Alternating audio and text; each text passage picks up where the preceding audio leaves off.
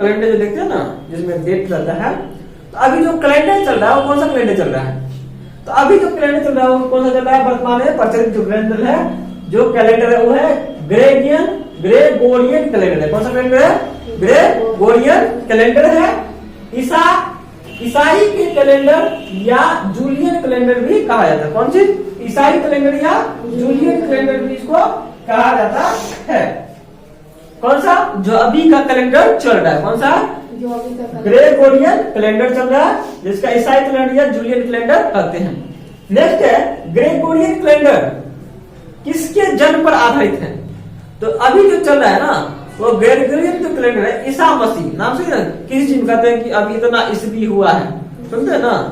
जैसे मान लो कोई चीज कर दे, इसका जन्म जो है इतना ईस्वी में हुआ, इसका जन्म इतना ईस्वी, जैसे हम ही लोग कहते हैं, जैसे तुम लोग का जन्म हुआ मान लो 2000 ईस्वी में, पता ना 2000 ईस्वी, किसी का 2001 हुआ होगा, किसी का 2015, मतलब किसी का 1998, किसी का 1999 ईस्वी हुआ। तो ये जो ईस्वी है ना वो ईसा मसीह के जन्म के बाद से ही काउंट करना शुरू कर दिया। इसके जन्म पर ईसा मसीह के जन्म के बाद, इसलिए उसका नाम ईस्वी रखा गया। ईस्वी मतलब ईसा मसीह के जन्म के बाद। क्या क्या ग्रेगोरियन कैलेंडर ईसा मसीह के जन्म वर्ष पर आधारित है। किसके वर्ष पर? ईसा मसीह के जन्म के वर्ष पर आधारित कौन सा है? Gregorian calendar. तो पूछेगा ग्रेगोरियन कैलेंडर या इस समय का जो कैलेंडर चलता है वर्तमान में किसके जन्म पर आधारित है? किसके जन्म पर?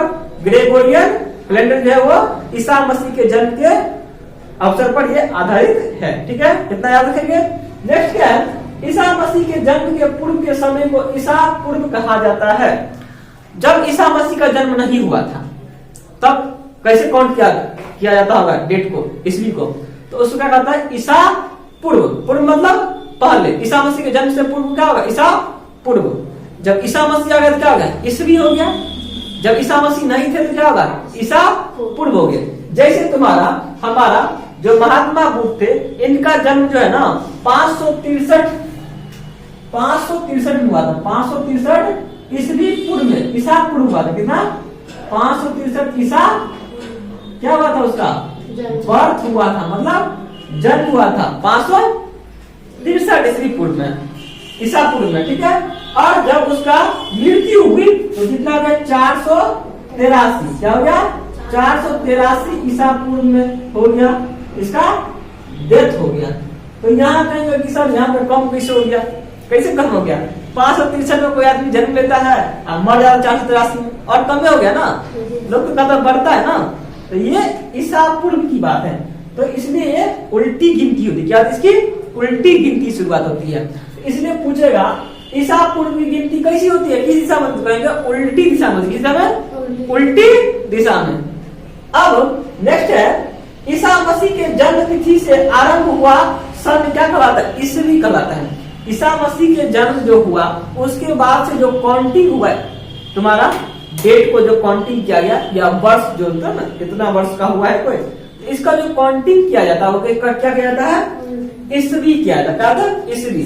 जैसे कहते हैं हमारा पहला तुम्हारा विश्व युद्ध जो हुआ 1914 ईस्वी में हुआ, खत्म 1918 में हुआ।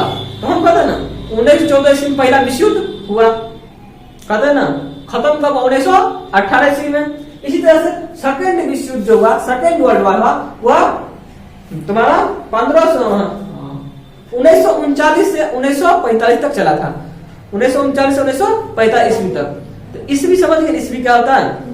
जैसे हम लोग का भी ईस्वी, जैसे हम लोग का जन्म 1998 में हुआ है, तो हम लोग कहते हैं ना मेरा जन्म 1998 ईस्वी में हुआ है। हम सब कहेंगे मेरा जन्म 1998 ईसा पूर्व हुआ है, कह सकते हैं? नहीं ना, मेरा ईसा पूर्व तो हुआ ही नहीं। मेरा क्या हुआ? ईस्वी में हुआ, क्योंकि ईसा मसीह के जन्म के बाद ही मेरा जन्म हुआ। तो क्या होगा? ईसा ईस्वी हो जाएगा। तो ईसा मसीह के जन्म तिथि से आरंभ हुआ सन क्या कहलाता है? ईस्वी कहलाता है। क्या कहलाता है? ईस्वी। याद है कितना? नेक्स्ट क्या है? सन। तो उसको क्या कहते हैं? हम सन कहते हैं।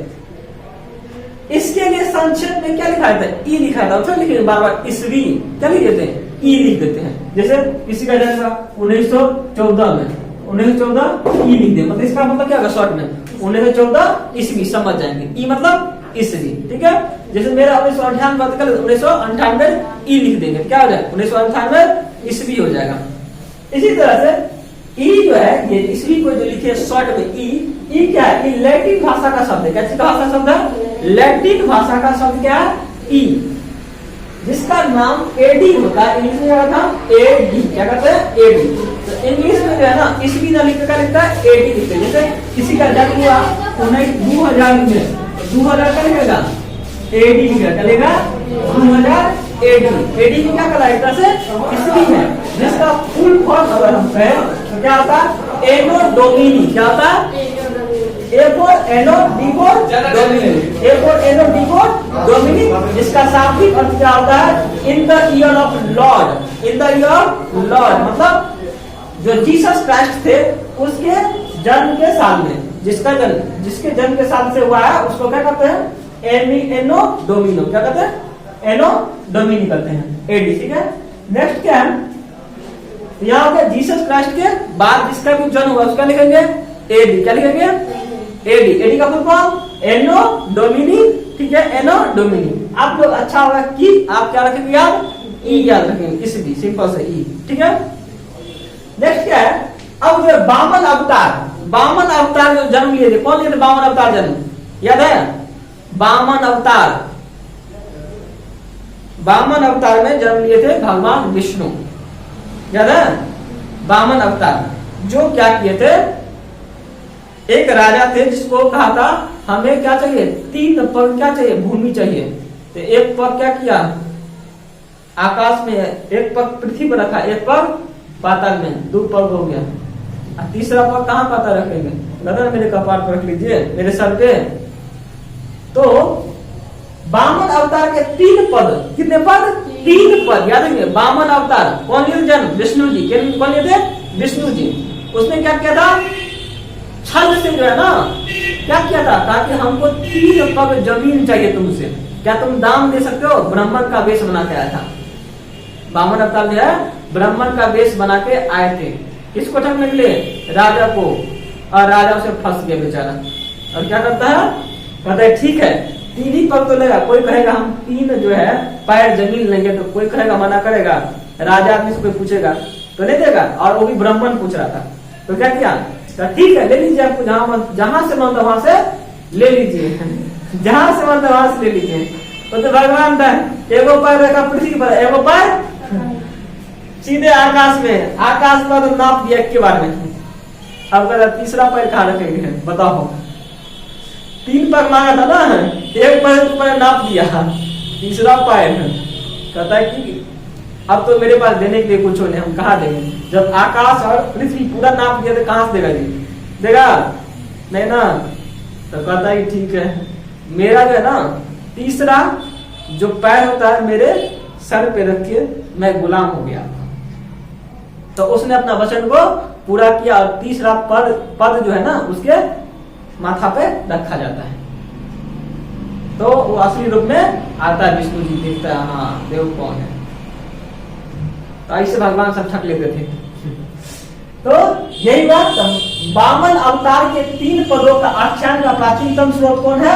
ऋग्वेद है। कौन सा है? ऋग्वेद। ऋग्वेद क्या है? सबसे प्राचीन धर्म ग्रंथ है। क्या है? पढ़े से पीछे में सबसे प्राचीन धर्म ग्रंथ कौन है? ऋग्वेद है। ठीक है।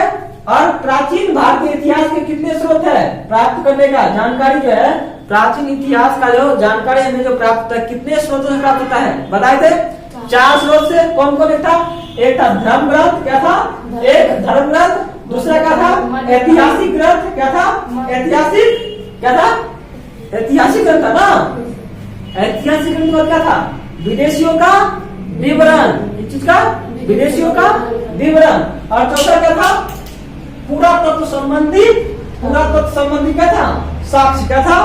पुरातत्व संबंधी साक्ष्य था। पुरातत्व संबंधी साक्ष्य। साक्ष्य को जानते हैं ना, जो पुरातत्व विभाग लोग निकाले थे, उससे पता क्या था हिस्ट्री में क्या क्या घटित हुआ था उसके बारे में पता लगा था। तो पहला क्या था?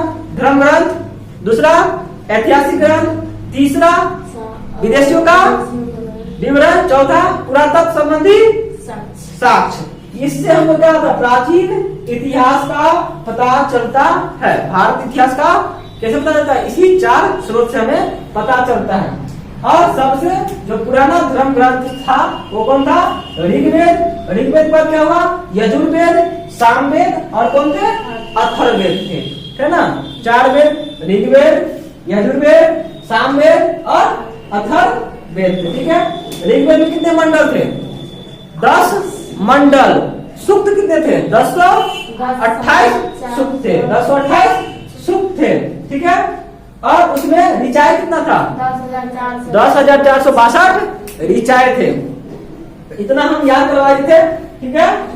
भारत वर्ष जो है, भारत वर्ष जो है ये कहाँ तक फैला हुआ था?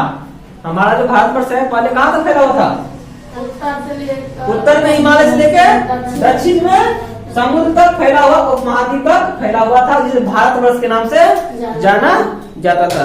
कैसे नाम जाता था? भारतवर्ष के नाम से जाना जाता था। भारतवर्ष को जो है पुराणों में क्या कहा जाता है?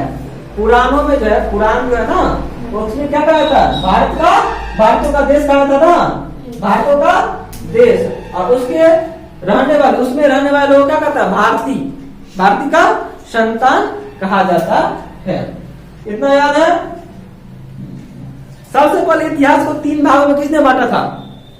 सबसे पहले इतिहास को 3 भागों में किसने बांटा था? बताइए जल्दी से, किसने बांटा था?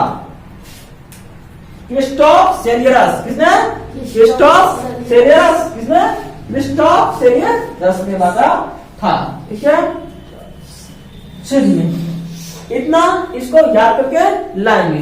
एक और लिख लेते, 10 कंप्लीट कर लेते, 9 ही हुआ है। एक और थोड़ा कंप्लीट करते हैं।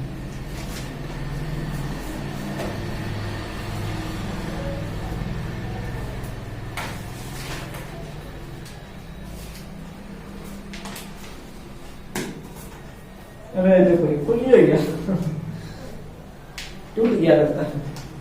चलो 10 नंबर लिख लीजिए तो जल्दी से।